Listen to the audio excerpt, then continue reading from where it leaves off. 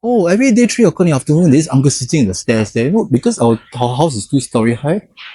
The dining room is here. Upper dining room is very big, like 3 rooms here, and then 4 rooms here.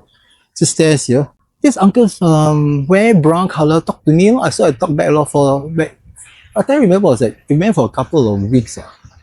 Talk. I just mimicked the kid. Then they all kept quiet. Then my mother looked at him and says, "It's not crazy, right?" I can remember. Years later, one day, I was told one night, a Japanese soldier was beaten up very badly by the villagers. He ran to the house. He died in the stairs. The body was there for one day. They don't know what to do. In those days, if you surrender a dead body, the whole family will be chopped to death, right? So when the stench of the body rot couldn't take it anymore, right? They just took the body. I don't know what minute of night. It was too much later. They dumped the body somewhere else. I don't know where it is. So that Japanese uncle was still staying around the house. I really don't feel good. We're getting a Is anyone here? What did you find? You are listening to Supernatural Confessions. And many years ago, when I wanted to buy a house, over 6 months, I found a perfect place, which was like only 4 blocks down. In July, I had this dream when I entered the house. The owner have already vacant the whole house and everything was empty. When I went to this house, there was a phone on the ground, a green old phone. You know this dial type of phone? It rang by itself, and I knew instinctively who called me. I knew it was Auntie Pauline. Tell a bit of history of who she is. She used to be my mom's best friend when she was a teacher. My mom was a teacher and a principal, of course, and Auntie Pauline is from Malaysia, and the two ladies she used to rent the place down 6th floor, and I was staying in the 18th floor. And she would take care of me very well, and her nephews would play with me when I was young. So we grew up together. So many years later, and she decided to rent a place somewhere near where I'm buying now, which I'm not so sure is it that unit. Instantly when she called and I knew who she was, she says, boy, you already grew up already, huh? You must save money, boy. Not young anymore, huh? Must serve mommy and daddy, yeah? Save money because the house, grow up, blah, blah, blah. Thank you, auntie, this and that.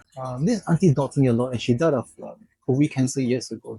When I turned back, there was a lady coming out from the house, all in this Peranakan lady, an old lady in the day like 70s, white hair bun up, in this Peranakan dress. Well, I'm half Peranakan by the way, so perhaps maybe it's my heritage. Peacock gold, jade, very opulent. And she says to me, "Hi master, I'm the guardian of this house. If you don't like me, I can move away, but if you want me, I will stay on and take a look at the place. I will take care of your house."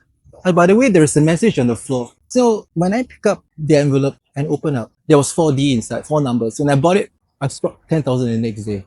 So I think that house and I clicked when the first time I saw it.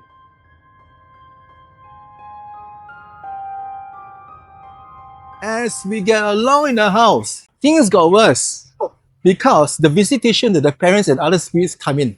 I was cooking half in November and this chill blew to me, and I just froze up where it was like 5 o'clock evening, 5:30 that was raining. When I look at that door again, there was a woman standing there, long hair, tilted, cover up. She was dressing in this like some office attire, white collar and black jacket, and suddenly just like a kind of chill, and the name Dorothy came to my head. My ears was quite painful, I don't know why, and I turned around, she was gone. So I called my landlord, says, what the hell is going on? So and so, who is Dorothy? She says, what was she dressed like? Long hair, executive clothes, white and black. That was my mother. When she died wearing red, we took it off. She was a property agent in the Millionaire Club, something like that. We wore her favorite uniform as a success. So, yeah, actually, just dropped in to say hi.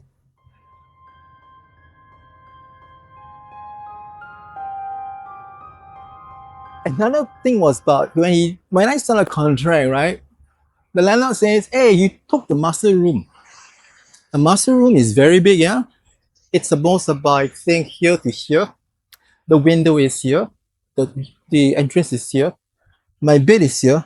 I turned master room, that's the toilet, and I don't know how at that time they were allowed by HDB to put a bathtub inside. And every time I come home, for a few days I go to work, right? there's always long hair inside, like a woman using my bathtub. I don't know how. And I asked my say, do you bring any woman inside and use my bathtub to bathe after you have to do those funky things? He says, no, guys, we never, because your door is always locked. And this room is very weird because when I have to use the toilet, right, I come up from the bed, turn left into the toilet, the window, and it's fourth floor. When I stare into the outside, there is a basketball court. Every night you will see this girl 16 or 18 or more than 20, wearing white, sitting at the basketball court by herself, without fail. And I know if that's not human. Many years later, you know, I left the place about 20 years already. When I asked some of my foreign colleagues, right, who stay around places that, oh, Ethan, you're not wrong, you know, she's still there. What do you mean? She's not human, yeah.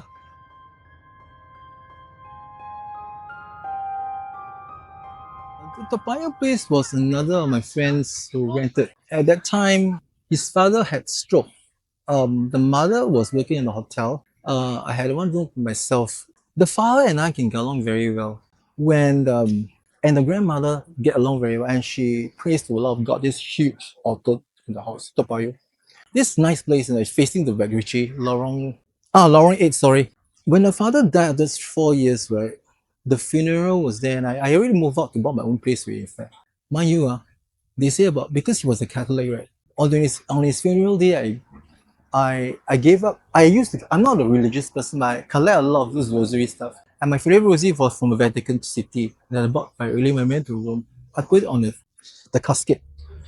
The next day I went again to pass the last respect because I didn't have time for the communication. Middle of the night, a black moth flew here. The size of a bird, this big.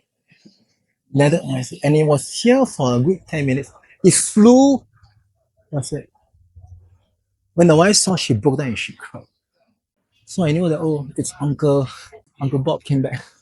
Thank you, Uncle Bob. So it's this day, thank you. They do return, peacefully in the house.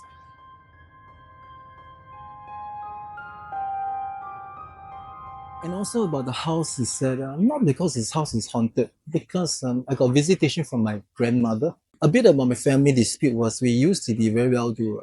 I must say my grandfather and my grandmother were very biased towards my mom's side, maybe because she's a girl and my uncle is a guy, things like that. Total, the uncle swindled almost about 18 to 20 million dollars. My uncle conspired with the landlord, the lawyer. We got only $100. Because of this dispute, I felt my grandmother was not fair to my mother and the rest of my uncles. I didn't talk to her.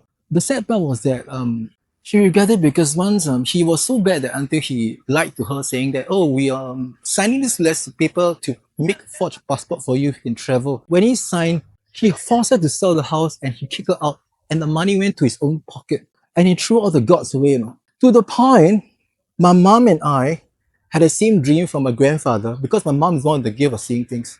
I was in the living room. I felt someone outside my door. I opened up. I saw my grandfather standing there with his paper staring here at the door is here. You can see through. He was telling me I can't go home because there's a cross outside my house. They threw all the gods away. My mom got up the next day and says, did you grandfather? Yeah, we say the same thing. Because this is not once or twice. My mom and I had the same gift. We saw a link. So I didn't talk to my grandmother for almost a good 6 years, and I think she regretted because she felt that I was the most honest one among the rest. Although a bit crazy, a little bit rebellious. She was dying in the hospital, and she was seeking forgiveness for one by one, very good we go. She was calling for my name before she died. My mom called me up. I was still overseas. Says, I think Amma is not going to go through. Can you come back as soon as possible from your business trip and come back soon? I says, why should I? She's so biased, what? Things she does, she swindled on, she let them go and get away with it, all sort of thing, and then why should I forgive her? It's up to you, you come back and decide. When I came back, landed in Singapore, mom says she's gone already. So my landlord says, what happened? Nice lady, and the grandmom, who's a Taoist Buddhist. Then I told the whole family history this over. Then the old lady and the mother, been nice to be Buddhist, says, forgive lah, let them go in peace lah. She died, right? Just say your last prayer to her. Okay lah. So I went there. Instead of the Buddhist thing, they did a Christian thing for her. I was a bit shocked. Did my prayers, watched the whole communication, finished, and went back. There was something in my head I was scratching. Something's not right. 7 days, the second day, exactly the seventh night, my friend was in my room playing computer game. Suddenly we felt a presence of someone walking outside the corridor. This is not the point block. You know the common room, 4 room flat, but someone, we felt someone was walking. He says, who is that? And then guess what? I heard a voice singing a baby lullaby. I remember that was the voice of my grandmother. When I was young, I couldn't sleep. She would sing to me to sleep. And that voice, it was like hypnotizing me when I knew that she was outside the house. So I went to take a joss and pray to the God. Says, I know that she gonna enter, but do not harm her. She's my grandmother. So, I came out to the house. The place is very strange. It's an old house. Long corridor. Our room and room are meet common rooms. And here there's this staircase that go up to 2 more units. They're corner units, the old kind. And I can feel the presence of the wind blowing out from the stairs from nowhere. When I turned around and looked, my grandma was standing there waving at me. Prior to that, 2 days ago, the landlord says, never mind lah, after funeral, just burn something for her lah. Said, don't want lah. Says, you're very stubborn. You go to the funeral, forgive her lah, and you still want to do this to her. She says, no. Never mind, you follow me. The grandmother, the old lady, pull me down and just buy things. And I pay for it lah, I pay for it lah. I'm telling you are not obedient. So I burn, I burn those things. So 2 days later, that she appeared lah. So I was like, I'm freaking out. This silhouette of my grandmother standing there. The spirits talk to you in very telegraphic way, and she said something to me. I was holding back my breath for you to come back to say sorry. I'm sorry I couldn't make it. Thank you very much for your gifts, the things that you learned from me. I was like, oh God, wow, this Chinese burning things really, really well now. I said, oh shit. So what happened was that she asked me to come. She glided through here and asked me to come. Here is one leaf jutted out by itself, was upgrading. She went inside, and this is the dark area, not upgrading, all this blogging. Asked me to come and go inside here. This is freaking me out. I'm not going there. So I ran back in the house. The next day, Sunday, right, there was 4 numbers on the wall. It came up first prize. So I think the most important thing is about not me winning a lottery, is me making peace with her finally. What's the point of having $1 million in my pocket and her soul is not at peace? So I will advise people outside here, if you have loved ones who are like seeking for forgiveness, please go and forgive them. Let them live in peace. You will live in peace just like me.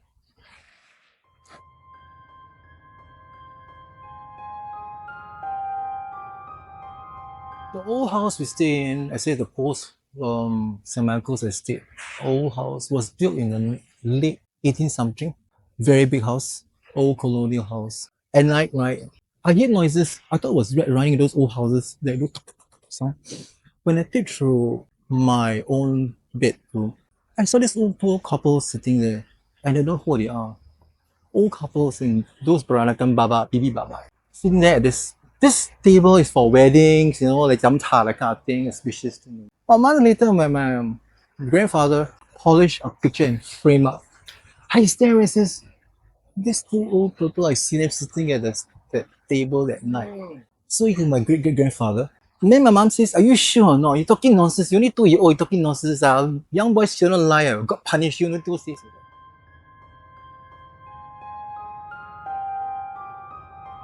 When you got Ultraman now, this Japanese has no doubt in Chinese or subtitle. I remember this cartoon part. That time my father was a dentist and he was a translator, Japanese translator. I was watching TV and suddenly I was staring at the TV. He looked at me and says that. Look, my mom says, how can you speaking perfect Japanese? He look at me. What was that? Stop. Your nonsense. Little part, right? He asked me, how you learn Japanese? Oh, every day 3 o'clock in the afternoon, there's uncle sitting in the stairs there. Because our house is 2-story high. The dining room is here. Upper dining room is very big, like 3 rooms here and then 4 rooms here. The stairs here. This uncle's wear brown color talk to me. I talked back a lot for back. I can't remember, was like we went for a couple of weeks. Talk. I just mimicked the kid. Then they all kept quiet. Then my mother looked at him and says, it's not crazy, right? I can remember. I was told one night the Japanese soldier was beaten up very badly by the villagers. He ran to the house. He died in the stairs. The body was there for 1 day. They don't know what to do with it. But those days, when you surrender a dead body, the whole family will be chopped to death, right? So when the stench of the body rot couldn't take it anymore, right? They just took the body. I don't know what minute of night. It was too much later. They dumped the body somewhere else. I don't remember where it is. So that Japanese uncle was still staying around the house. Mustache, with the red and Okay. he's a nice guy, eh? So I was looking at him, right? You are listening to Supernatural Confessions.